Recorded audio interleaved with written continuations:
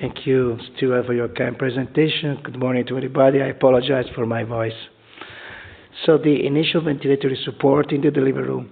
When we are as an neonatologist in the delivery room, we have to take in mind to try to answer to this question. Is the baby a preterm or term infant? Is the baby breathing or not? Is the baby a good neurological status? And is it possible to have some information about the statistical story of this baby? Is a single, twins, is affected by intrauterine restriction, oligonetemnius, malformation, hypoxia. This could interfere in our management in the delivery room. If the baby is a term, good tone, is breathing, crying, it doesn't need any assistance. It can stay with the mommy for a routine care.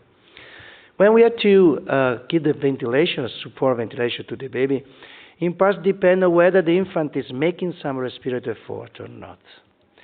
We have to remember that the first breath is characterized by the production of very delta pressure that is necessary to try to overcome the airflow resistance, to try to move the fluids in the airway. Then the other breaths are characterized by the delta pressure that is necessary to overcome the surface tension and to contrast the tendency to collapse of the alveoli during the expiratory phase. We have to remember that when the baby is a term, is a good tone, generally at birth produce a very long expiratory inflation with a very deep tidal volume. This occurs for the first 3-4 breaths, and only after 10 minutes or 1 hour and the day after, you can observe the typical breathing pattern of the baby with a respiratory rate close to 40, 50 breaths per minute and a relatively short expiratory time. When the baby is not a term or is a baby show a poor muscular tone, is not crying, not good breathing, the heart rate is lower than 100 BPM. We have to try to support the baby with the ventilation in order to restore the cardiovascular and respiratory system. So what we have to do in premise in the delivery room for babies with a reduced respiratory effort, I think, especially for the asphyxiated infant or for the preterm infant. When there is a hypoxic ischemic event, at the beginning there is an increase of respiratory rate of the fetus. Then there is a possible to the primary apnea. If the hypoxic ischemic event is a prolonged, is a passage from the primary apnea to the terminal apnea. So we have to try to stop this passage from the primary to terminal apnea. For this reason, it's very important to lung inflate to use the positive pressure ventilation. After positioning the head in a neutral position, we use the oxygen, room air at the beginning. Then we titrate the oxygen according to the saturation, and if necessary, use the PEEP. Then if the baby still remain apneic, gasping, or bradycardic, we start with the positive pressure ventilation. Which device we can use? We can use awful inflating or self-inflating resuscitation-based or TPs.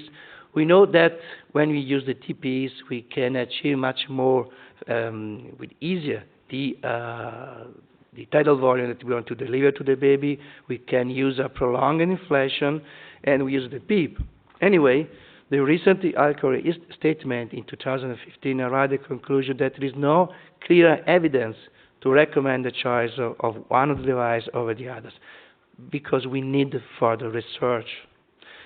When we decide to start the positive pressure ventilation with the face mask for the term babies, we can maintain the first 5 positive pressure inflation can be maintained for 2-3 seconds. And we can use a pressure close to 15 to 30 centimeter water, while we can prolong the inflation at the beginning. In 1981 was published in the Journal of Pediatrics this interesting paper in which they demonstrated that when you use a sustained inflation for 5 seconds, you obtain a 2-fold increase in the lung volume, and you can achieve faster functional residual capacity of this asphyxiated term infant. This is the reason why in this moment is ongoing this SURVIVE trial, in which the baby with a gestational age more than 28 to term infants will be randomized to receive oral sustained inflation plus chest compression versus 3-to-1 chest compression to ventilation. The primary endpoint was to understand if the sustained inflation plus chest compression may guarantee a faster return of spontaneous circulation on these asphyxiated term infants. Sometimes the hypoxic ischemic event is correlated to mechanical aspiration syndrome. During these years, it's changing the approach to the management of mechanical infants. For example, in 1974, all the babies were intubated at birth and suctioning in order to try to eliminate the meconium in the airway. Then in 2000, the management was related to the non-vigorous infants. In 2015, the ILCO statements arrived at the conclusion there is no clear evidence to suggest routine tract intubation for suctioning of meconium in non-vigorous infants born from meconium-stained amniotic fluids, as opposed to tract intubation for suctioning. Anyway, in case of baby born from meconium-stained amniotic fluid, it's important to have at least two delivery resuscitation members, and one of these has to be able to guarantee a full resuscitation of this baby. If the baby continues to be hypotonic, apneic, bradycardic, we have to start a positive pressure ventilation, and if the baby persists to be depressed, you have to try to correct your steps and to decide intubate to start the mechanical ventilation. Anyway, it's published this Cochrane protocol that will try to collect all the randomized control trials and the cluster randomized control trials that will compare the routine tracheal suction at birth in non-vigorous neonates born from meconium-stained amniotic fluids or not suctioning. I think in the future we will have some good information about the management of this baby. Another category of high-risk infants is the very preterm infants, the baby with a very low birth weight at birth. These are very interesting collecting data about the National Institute of Child Health and Human Development that was published by Patel on New England Journal of Medicine in 2015. They collected the data about the causes and time of death in non-survivors, preterm infants with a gestational age between 22 to 28 weeks. As you can see, in the first 12 hours of life, the first causes of death of this baby is the prematurity and not only the respiratory distress syndrome. So it's to be premature is a very high-risk situation at birth. So it's very important.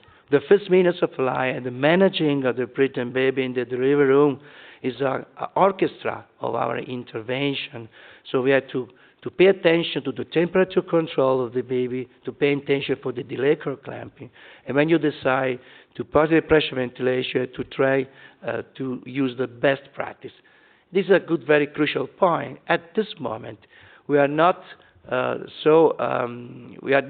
understood completely which is the best optimal strategy to support the baby for its ventilation.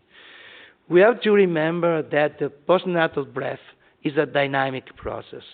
At the beginning, the airway are fluid-filled, and the baby needs some minutes and sometimes 1 hour in order to guarantee a completely clearing of the fluid from the fluid of the airway.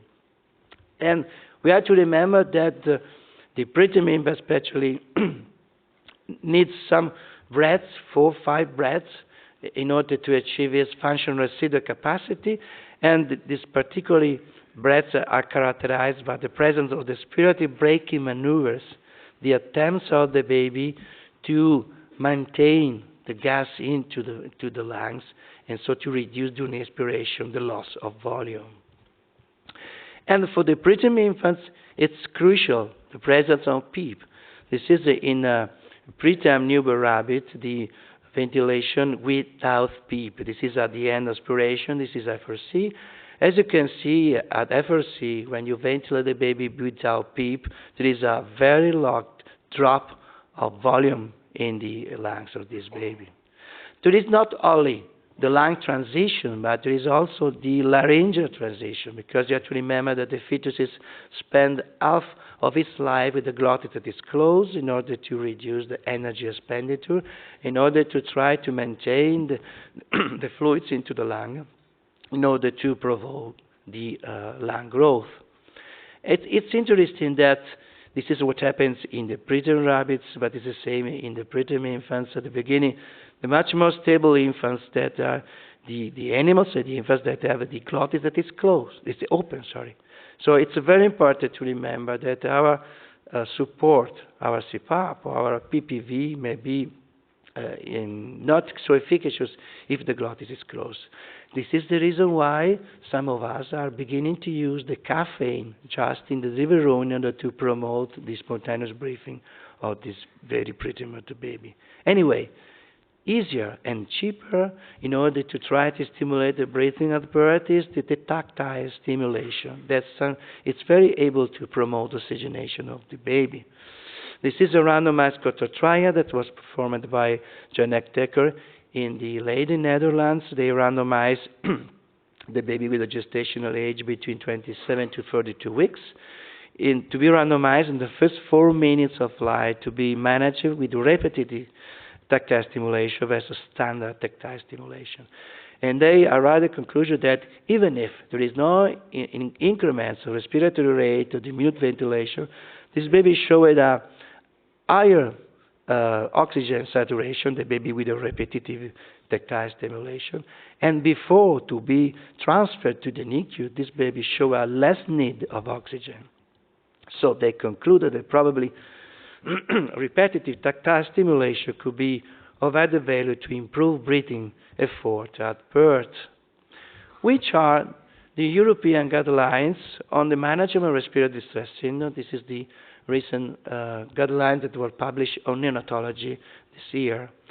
They suggest in spontaneous breathing babies to be stabilized with a CPAP with at least 6 centimeters of water, and to reserve the intubation only for babies that don't respond to PPV or CPAP.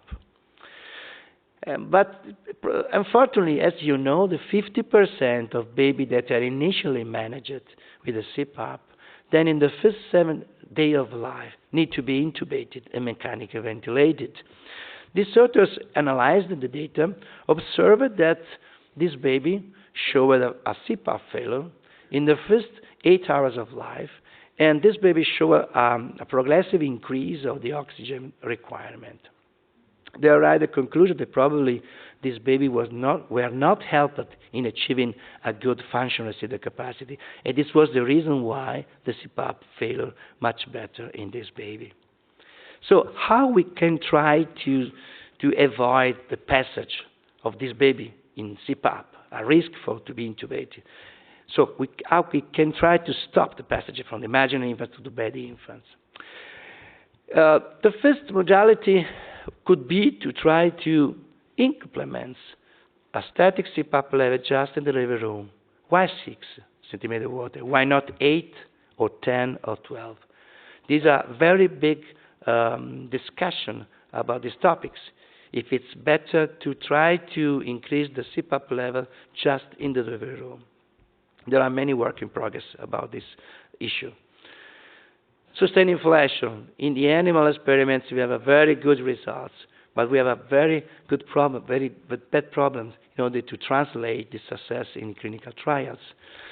The recent Cochrane meta-analysis that analyzed the 8 randomized control trial that enrolled more than 900 patients arrived at the conclusion that sustained inflation had no impact on mortality, no impact on chronic lung disease, on pneumothorax, and on PDA. Only the results was to reduce the length of mechanical ventilation. It's good results, but not so important. So they arrived at the conclusion that actually the sustained inflation is not to be recommended as a routine clinical use at this point. After the SAIL trial, in which we investigated the role of sustained inflation in very tiny babies with a gestational age between 23 to 26, because we observed an increased rate of death in the first 2 days of life, we are at the conclusion with this meta-analysis that sustained inflation is not recommended as a routine use for very preterm infants in the delivery room. Which alternative we have? We can use the dynamic CPAP. We can try to titrate step by step progressive implements of CPAP of PEEP, then decrements when the baby is stable. This is another modality to try to increase the functional residual capacity to try to reduce the risk of necessary valve failure. This strategy is used by the group of Angela Krebs and Cole. They initially start with a PIP level of 5 centimeter word, and step by step, observing the reduction of need of IO2 and a stable oxygenation, they arrive sometimes at the PIP level, maximum PIP level of 16. And in case of the baby still remaining with the high FiO2 requirements, they decide to give surfactant by a laser procedure, by a thin catheter, and a brief position on the thin catheter in the trachea and installation of surfactant. They analyzing their data, they observed that this baby didn't show any neurological worsening of the outcome, but they observed a reduction in need of mechanical ventilation and need of bronchopulmonary dysphagia in the group of patients. When we are in the delivery room, we have always to try to prevent ventilator-induced lung injury. We have to try to optimize the lung volume and so stabilize the baby. I think we have to consider the surfactant timing for very low for gestational age infants. In the Cochrane, the comparison between the prophylactic versus selective use of surfactant in preventing morbidity and mortality, analyzing the trials when the CPAP was used as a routine modality to stabilize the baby in the delivery room, I arrived at the conclusion that probably the selective use of surfactants could be a very good chance in order to try to reduce the risk of chronic lung disease of death in these patients. Anyway, I want to reconsider with you that the very tiny baby, the baby with a gestational age between 22 and 24, are at the beginning of the production of surfactant, at the beginning of storage of surfactant in their lungs. So are very high-risk patients. And when the meta-analysis analyzed the effect of surfactant, for example, delivered by laser technique just in the delivery room, they observed that the baby managed with the laser have a reduced occurrence of BPD and BPD on death. So I think we have to consider the technique and we have to consider the timing of surfactant. I think it's important to review this paper published on Pediatrics by Neil Fine in 2004 that observed that all the baby in the gestational age at 23 weeks were intubated or immediately in the delivery room on the first day of life. So my question is, we had to reconsider elective intubation and surfactant prophylaxis for stabilization of this baby. I think it could be a great discussion about this issue. Anyway, when we start with the PPV ventilation of this baby with face mask, we generally start with peak inflation of 20 centimeter waters.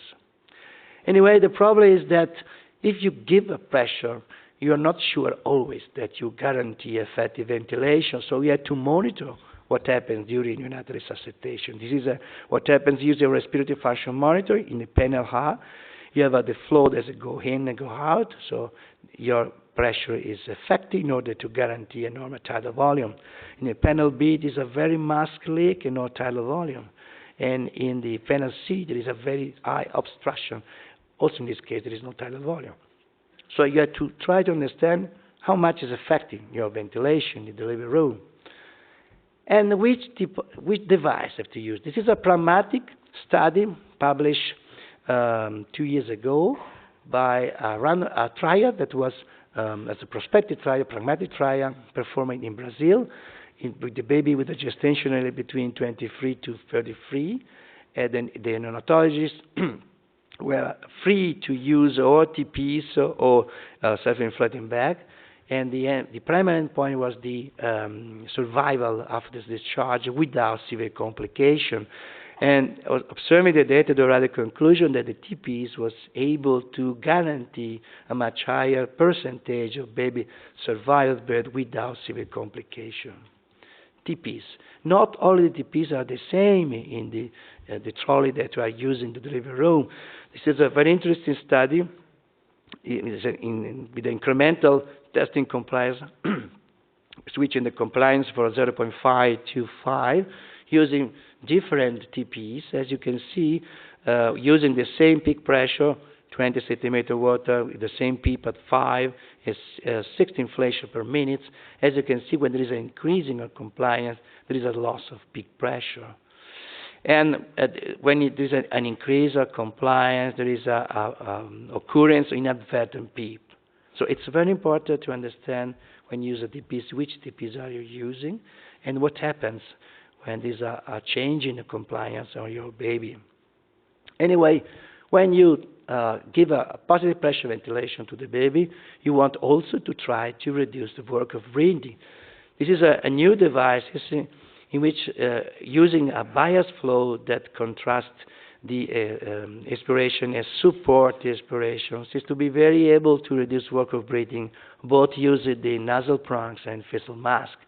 As you can see in this panel, both using the the nasal prongs or the facial mask, there is a very interesting difference in terms of work of breathing of this device in comparison with the GPs.